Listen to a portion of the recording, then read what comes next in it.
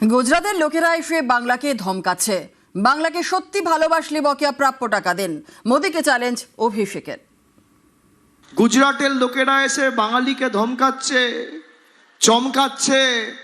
প্রধানমন্ত্রী আজকে এসে বলছে সবকে জেলে ঢুকিয়ে দেবো। আমি প্রধানমন্ত্রীকে বলবো আপনি শান্ত হন, মাথা ঠান্ডা রাখুন। আর বাংলাকে যদি সত্যিই ভালোবাসেন তাহলে বাংলার 2 লক্ষ কোটি টাকা যে বকেয়া পাওনা রয়েছে সেটা বাংলার মানুষের খাতায় পৌঁছে দিন। বাংলার মানুষের জীবনে ইতিবাচক পরিবর্তন আনতে হয় তাহলে ভোটের পর কেন মোদিজি? এখন তো কেন্দ্র সরকারে আপনি রয়েছেন, মহিলাদের অ্যাকাউন্টে টাকা পাঠান, যুবকদের অ্যাকাউন্টে টাকা পাঠান, মৎস্যজীবীদের টাকা পাঠান।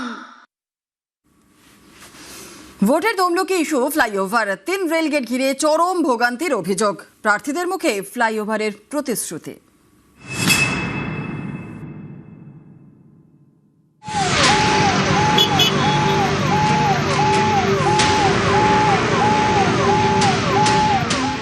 ছবিতেই স্পষ্ট রেলগেট পড়লে কতটা ভোগান্তির মুখে পড়তে হয় তমলুকের বাসিন্দাদের। অভিযোগ, হাসপাতালে যাওয়ার পথে দীর্ঘক্ষণ আটকে থাকতে হয় রোগীদেরও। যে রেলগেট দুটোতে ঘন্টার পর ঘন্টা আমাদেরকে এখানে দাঁড়িয়ে থাকতে হচ্ছে।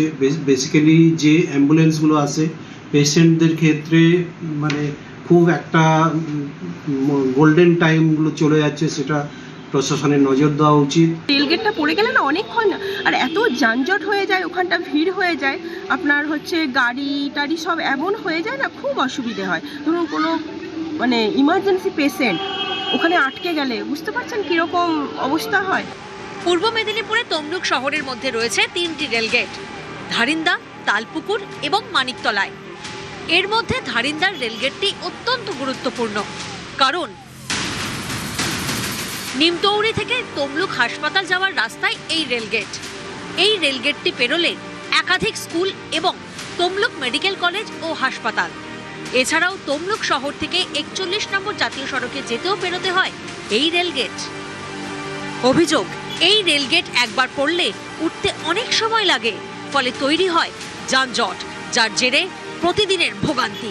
স্থানীয়দের তাই দাবি এবার একটা ফ্লাইওভার তৈরি করা হোক, না হলে এই সমস্যা মিটবে না।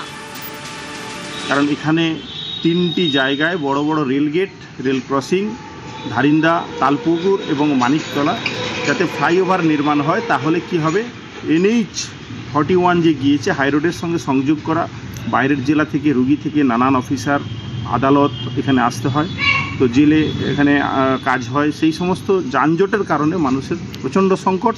এর সমাধান চাইছি।